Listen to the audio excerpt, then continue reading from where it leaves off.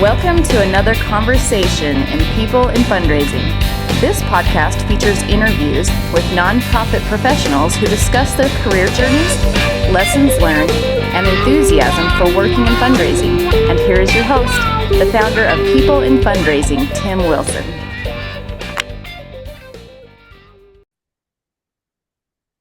Good morning, everyone. Today is Wednesday, October 1st, 2025, and welcome to another episode in the weekly nonprofit series, People in Fundraising. Today, I'm very much looking forward to welcoming Jill Vorndran to our podcast. Jill, good afternoon. How are you? I'm great, Tim. How are you? So good to Doing, be here. yeah, I'm excited to chat with you, and thanks for your time.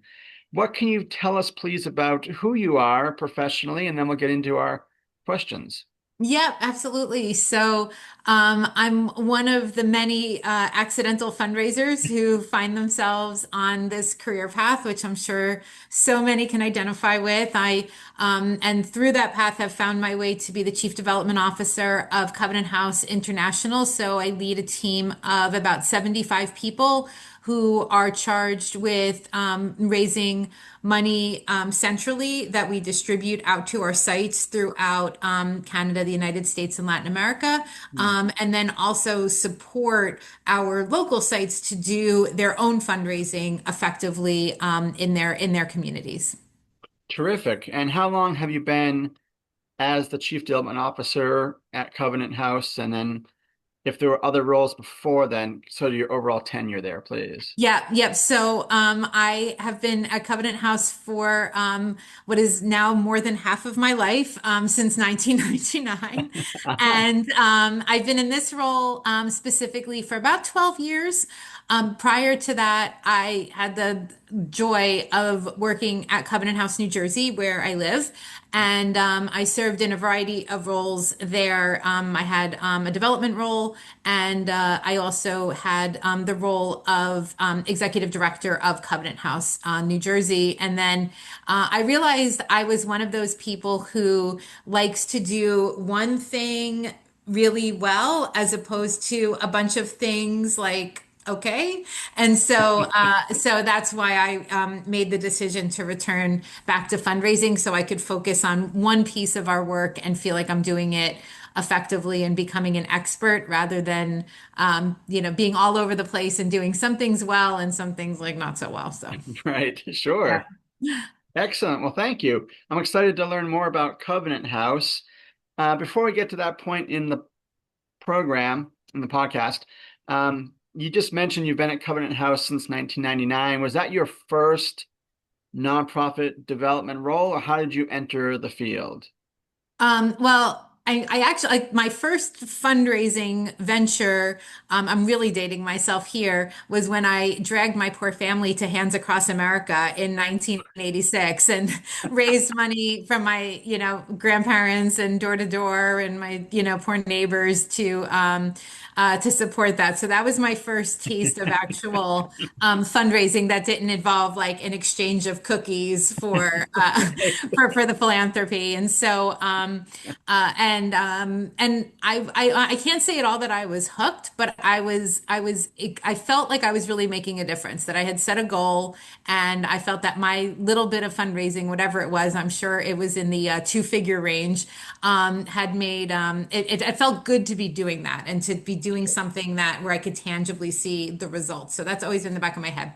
Yeah. I went to college and went to law school, all with the aim of entering into the nonprofit space and figuring out what my role would be in making the world a better place. And so prior to coming to Covenant House, I really just had one other nonprofit job. I worked at Do Something. So Do Something is now a huge organization, is doing incredible work in connecting young people to missions that fuel their passion and warm their hearts and where they want to put their attention. I was part of a pilot site in Newark, New Jersey, Jersey, where we were doing that exact type of work, but locally with young people in Newark and helping them to organize around issues that mattered to them specifically. And then it blew up into the international work that it is today. So that was my only other true Okay. nonprofit experience. Yeah, as a paid person. Yeah. Excellent. I am really, I was a history major and I remember Hands Across America. I was 11 years old. Okay, I'm so mad that you're saying it as a history major, but okay. I read about that in old American history that there was this, yeah. Ah. Actually, I wasn't much older than you when it happened, probably. Yes. And I Yeah. remember watching like coverage of it on my grandparents' TV and thinking that was pretty cool. What do you remember, like why you gravitated to Hands Across America? It was a one-time event, right? It was, and I don't remember how I initially found out about it, but I was that was the same year as like Live Aid and where all of that Yeah. attention was being put onto apartheid and hunger in Africa. And so I just remember I always had the desire to be a part of something bigger than myself. Like that was always what I knew what I was looking for in that regard. And so I don't remember how I knew about it, how I signed up. Like there was no internet. Like how did the paperwork arrive at my home? Like I really have no idea. But I just remember wanting to find a way to contribute to something. I remember going to the library and like looking up different organizations and how you get involved in them and things. And, Oh, awesome. yeah, it's much easier to get involved in things now. Yes, yes. Well, terrific. And then, so after your academic studies and your law degree and such, and then with the company you just mentioned, Do Something, was it? Yep, yep. So right before the year 2000, you join up with Covenant House. And as we were preparing for today's conversation, you described it as a federated organization. And so before we get into the other related questions about your work at Covenant House and what it entails, I'd love if you can just describe for our audience what a federated organization is, please. Yep, absolutely. So I can talk about it for us, and then I know that there are other ways that that organizations define themselves in this way. But for Covenant House, it means we have what I think the world would refer to as a parent organization. I really don't like Mhm. that word. It doesn't, I don't feel like it accurately describes the role that we have. But I would say that, and it's probably quite the opposite, that we are in service of the Covenant House sites throughout the Americas. And so we have a team of 120 or so people who work at Covenant House International, which is sort of the centralized organization that leads all of the Covenant House work at our sites. And then we have sites throughout the United States, Canada, and Latin America that are their own corporations, depending on the country, their own variety of a 501(c)(3. They have their own board of directors. And we consider our role, especially on my development team, to be support, leverage, and accountability, really in that order. So we provide a lot of support to help our sites in the development space, in the programmatic space, and finance, administration, et cetera, to do their work most effectively. We leverage the internal best practices, but we also leverage external relationships with corporate partners or Yeah. with like organizations that offer like best practices in program, and then accountability, help ensure that that everyone is like living up to, the standards of good care of young people and are adhering to our brand and are raising enough money to pay the bills and all the things that help ensure that an organization is running well. And I really one of the things I love about being a part of a federated organization, especially as a fundraiser, is that we have this like superpower of being able to enable supporters to like think globally but act locally, so they know that like their one donation if they can make it in their own backyard to a part of the, the world that is important to them, but also knowing that because of the practices that we have around leveraging good work that's happening, that what they're planting a seed for maybe in St. Louis could then be adopted by somebody in Guatemala or in Vancouver or in Anchorage, because we have, this system that enables for local work and for that local work to impact the global and vice versa. Awesome. Awesome. That's great. Thank you for sharing that. Sure, sure. And if you could tell our audience, please, what Covenant House um, focuses on, its mission, where people can find more information about Covenant House International, Yep. please. Yep, absolutely. So Covenant House exists for the purpose to end youth homelessness among young people who have found themselves homeless for a variety of different reasons. And Okay. so our over since 1972, when we were founded, we have primarily focused in the intervention space of Mm. finding young people either right before they begin to experience homelessness or shortly thereafter, and providing them with open intake, a place where they can just come in and live, no questions asked, and then begin to rebuild their lives through a series of wraparound programs that support their advancement to independent adulthood. And now what we are moving into more is kind of the if intervention is like the meat of the sandwich, we're moving to the bread on either side of doing more prevention work. So collaborating Mm. with other organizations to help get to the root cause of homelessness, both policy and systemic, as well as just family units and such, to be able to prevent homelessness from happening more readily. And then on the other side of intervention is what we're calling restoration. I think a lot of folks call it aftercare, which sounds a little more clinical than what we were aiming for, but really helping to ensure that communities are equipped with enough affordable for youth housing so that a young person who is leaving homelessness has the skills, has some money saved, can then move into a place that they can actually afford, Oh, given the economies of the areas in which they live, so that they don't become homeless again. I see. Okay. I have a few follow-up questions that I'm really just fascinated about as you were talking. And you mentioned, there's local sites kind of globally with Covenant House, and then you talked about as the youth transition into independent adulthood. Is there a sliding scale of the age that is, like in Guatemala versus New Jersey? That's such an insightful question. In Latin America, we work with young people who are almost exclusively minors. There are young people who Oh, are, 10, 11 years old who are in our programs there. And so while our aim is quite similar, obviously our length of stay is often quite different. yeah. And the types of interventions are really tailored to younger people.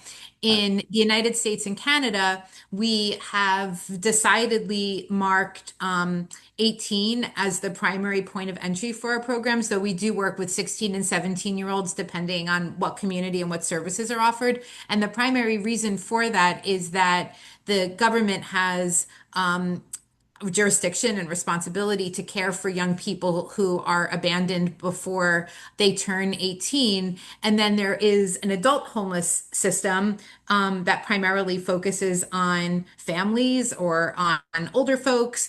And our young people who are served at Covenant House haven't really found a home in either of those places. If they are referred to an adult shelter, it doesn't feel like a place where they're going to thrive. In fact, it often feels like a place where they're unsafe or targeted. sure. And often, certainly not by any means, most of the time, but often enough, the folks who are in the adult homeless system are so far gone in their mental health issues and or their addiction that that the programming that they get is more focused on that, where our programming is more focused on what it means to be 18, 19, 20 years old in the United States or Canada. So Yeah, helping to get a job, to go to school, to build life skills so that they could live independently, and have it be a place that feels more like they're living in a college dorm among their peers rather than, in a shelter among people, with whom they don't identify. sure. Okay. Yeah, thank you for sharing that. And on that topic of the youth that you serve through the programs, do you often have youth that have successfully participated, Yep. benefited from programs who then become, ambassadors for Covenant House in their own ways?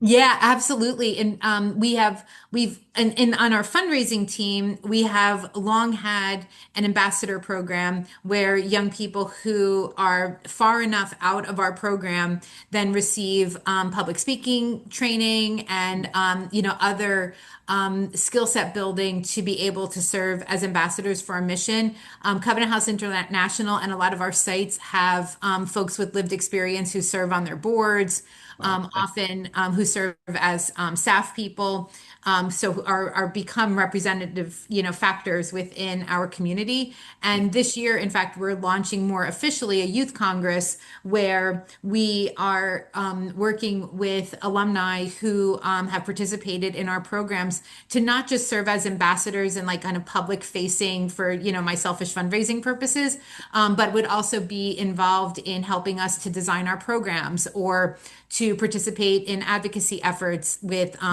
state and federal legislatures or, other things that are more instrumental to the formulation and execution of our programs. Oh, that's wonderful. That's really cool. Yeah, we're loving it. We have a great new team that's being built up on our strategy end that is looking that was one of their first charges was how do we get all of these incredible young people we've served to help inform how we're serving the next generation of young people. Oh, that's dynamite. Thank you for sharing all that, Jill. Sure. Um, you did a real good service for me as the podcast host, when I reached out about having you as a guest, in the sense that you suggested some topics for us to talk about today, which I really appreciate. Um, and Well, I just didn't want you asking me about things I don't know about. So that list is really long. So I'm like, let me give you the short list of things I know about. well, one of them that you suggested to me earlier this spring was how we can reframe fundraising from a negative to a positive. And you've mentioned on LinkedIn and in our conversation setting up the interview, how fundraising should, quote, be a bridge building superpower, end quote, and then quote again, not a necessary evil, end quote. I'm curious, Jill, about the spaces that you have been where you have heard fundraising be described as a necessary evil. And as a follow-up, what could you share with our audience about how you think we could reframe it to be a bridge building superpower, please? Yeah, absolutely. Well, the first place I really heard that was from myself. I was a program person who wanted to focus on our programmatic work and thought that the relationships that we had with our supporters were a means to an end, a transaction and just a step towards getting the real work done. And part of it, I think, was, as I described myself as an accidental fundraiser, I think I am like many of us, I was also a reluctant fundraiser. And that was, I think, mostly because I didn't know how to do it, and it felt profoundly uncomfortable to ask people for money without giving something tangible to them in return for that money, right? Like that's just sort of not how our society is built. It's built quite deliberately opposite of that. And so I think it was a reflection of my own insecurity that made it feel that way, but also the lacking understanding that I had for how important it is in the lives of supporters of missions like ours to be able to feel like they're contributing to the greater good. Like I mentioned to you, like I somehow grew up with the do-gooder gene of just always looking for a way to make an impact in the world and kind of felt like that was my purpose. And I have never taken for granted the fact that like I get to do that, like that when the world seems crazy and chaotic and divisive, that I get to work with a bunch of people who are all just trying to do the same good thing in the world, regardless of who they voted for and what policies they may or may not support. We're united around this like one great thing. And I don't know how people are living now otherwise without having that bonus. And so that I think the bridge building superpower has become, just more and more critical and obvious these days because there isn't so much that we can all unite around, it True. seems. Yeah. And yet in certainly in the mission that I serve, but also in like a bunch of others, there are people who are using those spaces to channel their resources, their financial resources for sure, and that's always going to be my priority, but also their connections, their experiences, their talents into making other people's lives better, whether that's, creating beautiful spaces or, helping to preserve our planet or helping, people live their own best lives. And so, Yeah. when it started to really transform for me from the necessary evil to like this bridge building magic, when I just started to talk with our supporters, and instead of engaging with them with sort of like this checklist of like, all right, I have to get all these people to commit to the gala, and instead seeing them as as human beings who were just looking for their own purpose. And then I got to be this person sort of in the middle who was introducing extraordinary young people who are trying to live their best lives and find their purpose in the world to extraordinary supporters Yeah. who are trying to do the same. Yeah. And Yeah. that there are, and realizing just how much more they have in common that they have than they have different from each other. And that I got to see like these real relationships transpire and young people be super moved by the fact that wealthy business owners even knew that they were there, never mind cared to give money to them. And then seeing wealthy business owners be so impressed when the stereotypes that they have about young people who, primarily grew up in poverty, are primarily young people of color, are so ambitious and multi-layered and funny and, possess all of these like wild interests that you never would have thought that they might have, where they just have this common ground that Mm. that I never would have seen otherwise if I wasn't just, trying to ask for money to keep the lights on. So Right. um, yeah, so Yeah. it also helps when you learn how to fundraise too. Like I think, because everything always feels better when you can get a little good at it. And so I think, it can become that you can only really become an excellent bridge builder if you are practiced in your craft and have made a lot of mistakes and, surround yourself with people who are really smart about it. Totally. I also wonder, Jill, if you have found other like-minded people, perhaps on LinkedIn or communities that have developed off of LinkedIn, like the nonprofit Hive, for example, comes to mind, at least for me, of other people who have that same desire to reframe it, to reframe the profession as a, really amazing network of bridge builders seeking to do good. More so than ever before, I have seen that. And I think part of it was when I was, busy raising my four kids and trying to, juggle that with my Covenant House life. I was focused on just those two things, like raising my kids, raising money, period. Right, And it's right. only now, that I have a little more space in the world with my kids being, a bit more independent, is I made a commitment to myself that I was going to kind of come outside of my bubble and connect with other fundraisers. And doing so, it's one of the reasons I'm here today. It's like I want to be a part of these communities that are talking about what an excellent profession that we have the privilege to be a part of. And so I am not a part of any like specific networks or groups where we're talking about it. I think I'm just seeing it more in our ecosystem that even as I'm interviewing folks and all, that there is this move away from, from this transactional based quid pro quo, exchange that I think fundraising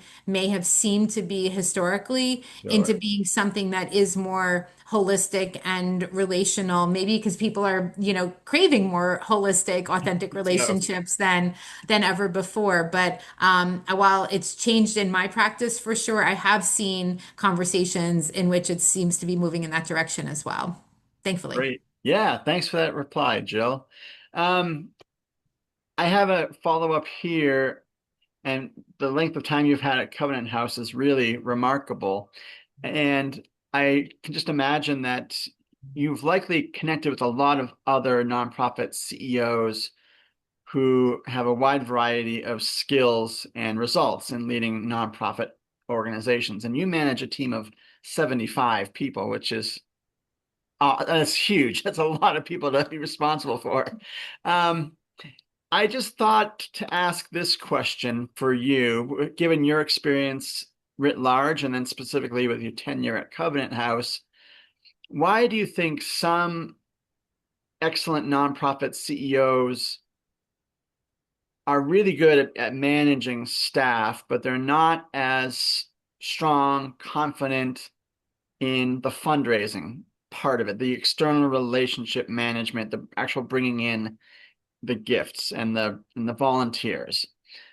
And then secondly is, how might other senior leaders support those CEOs to become more outstanding development leaders? Yeah, I love this is like an obsession of mine Oh, okay. lately. Yeah, absolutely. Because I see throughout, not just our Covenant House system, but just, in talking with colleagues and, being in our nonprofit space, especially our social service nonprofit space, Mm.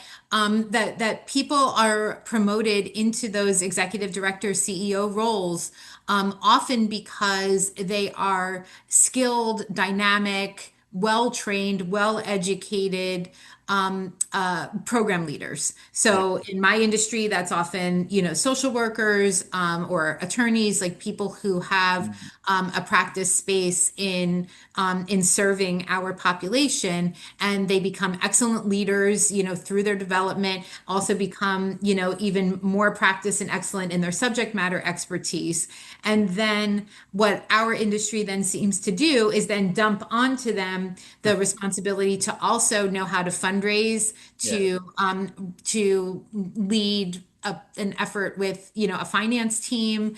to understand human resources and facilities management and all. And I think obviously that's probably the case in any CEO type role, is that once you get to that, you have to really have an understanding of so many different disciplines. But because of the lacking the resources that are endemic within the nonprofit space, we often don't provide them with the ability to learn all of those different Mhm. facets, Yeah. and or to know how to even hire or have the resources to hire the Yeah. best people to lead those areas. And so what and I'm not advocating at all for like promoting chief development officers to be CEOs. Like that sometimes that might be the right path, sometimes it might not be. It's going to be based Right. on like a series of other factors, of course.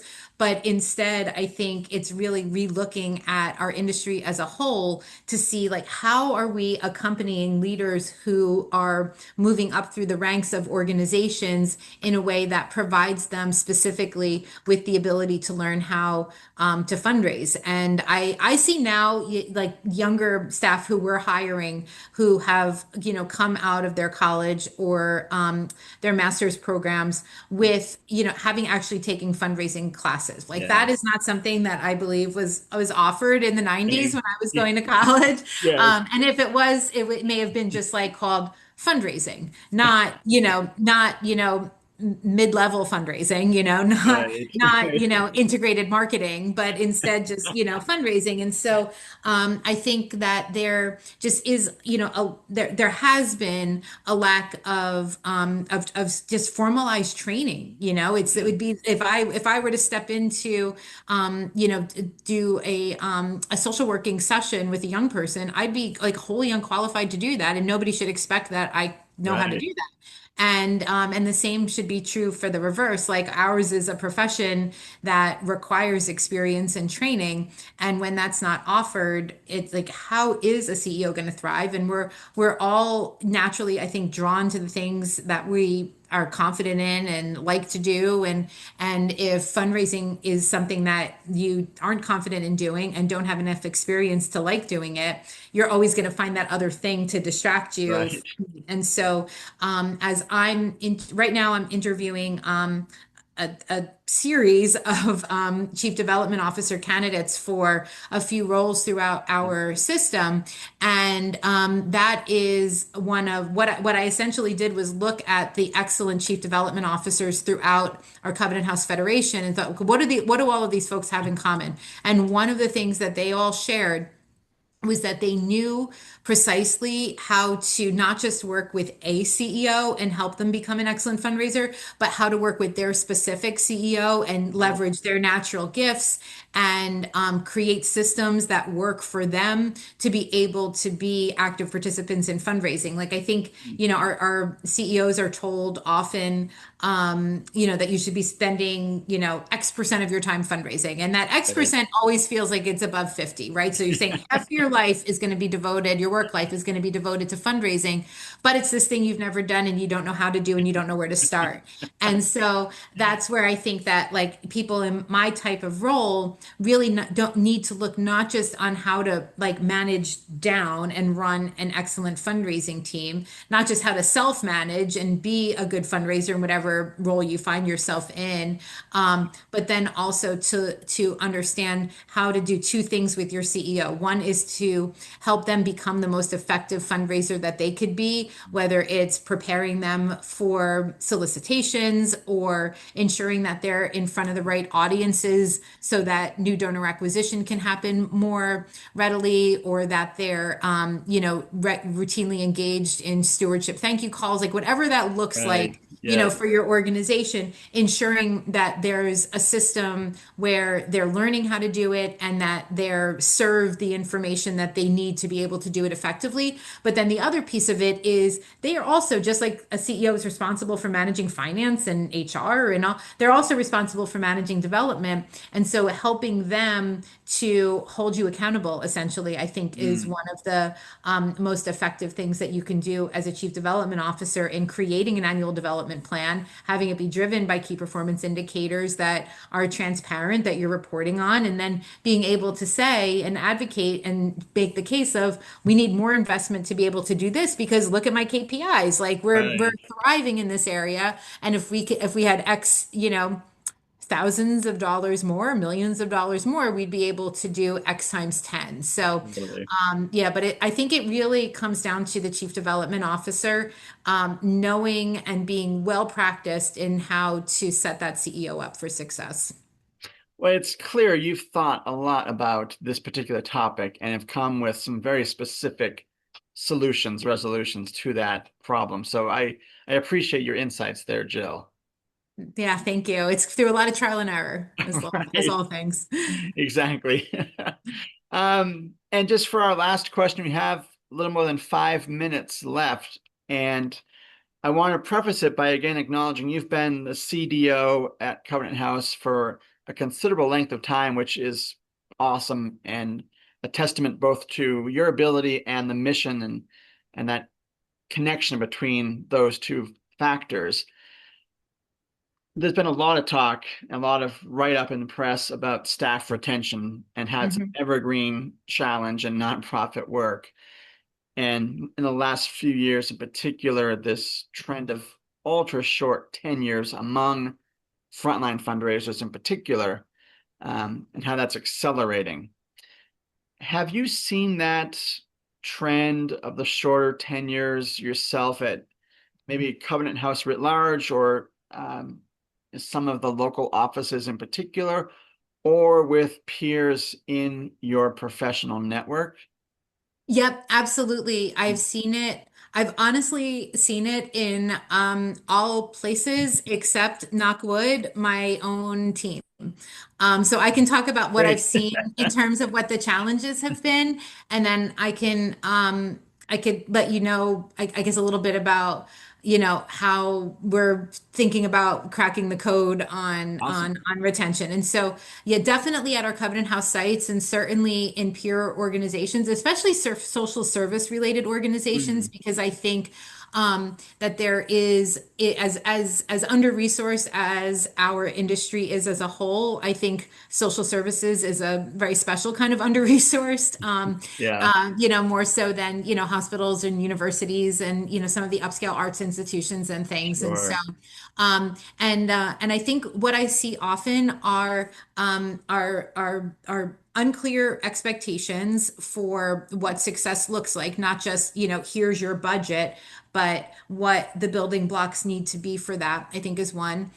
Second is just an under-resourced team. So Yeah, expecting that if you have a team of one or two or five people, that they could all be generalists and kind of, like the kids soccer team of all running after the ball rather than playing their position. That's the only sports analogy I think you'll ever that's a hear me good say. one. I don't even know if I got it right, but I think I did. You I did, watched enough yes. kids soccer to know that one. Um, and and then I think the next is that often I think development directors or chief development officers are hired because they have one segment of development experience. I think in the social services space, we often see that they know how to do government foundation and or special events fundraising, but Yeah, they don't know as much about corporate partnerships, major giving, planned giving, or peer-to-peer, or rarely ever anything to do with direct mail or oh, higher sure. levels of direct marketing.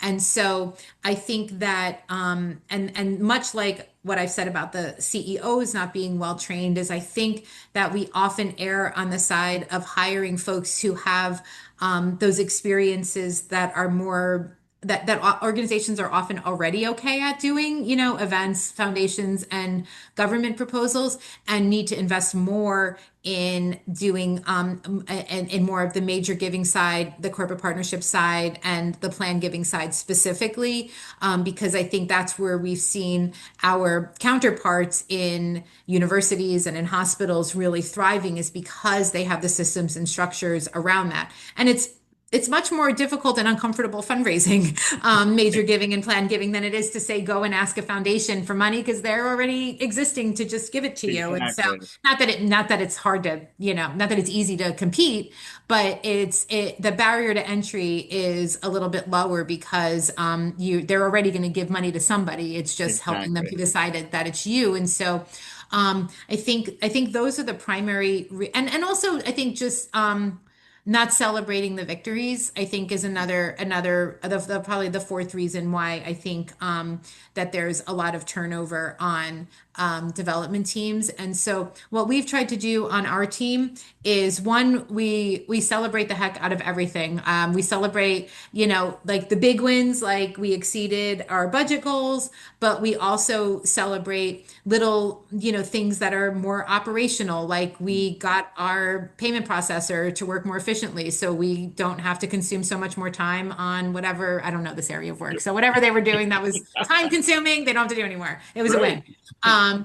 Or and also celebrating things that didn't go that well because we made the effort and took the risk and learned from it, and celebrating those learnings as well.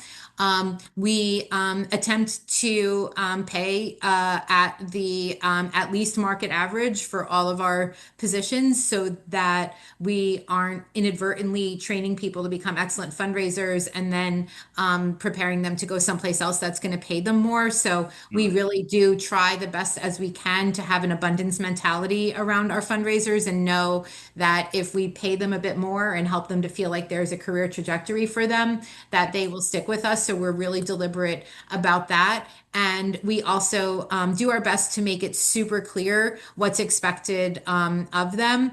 And then I think the last thing, and I'll leave on this because I know we're at time, is we invest very heavily in development operations. So we don't just, a board or a CEO will often just want to hire a bunch of frontline fundraisers, and Yeah.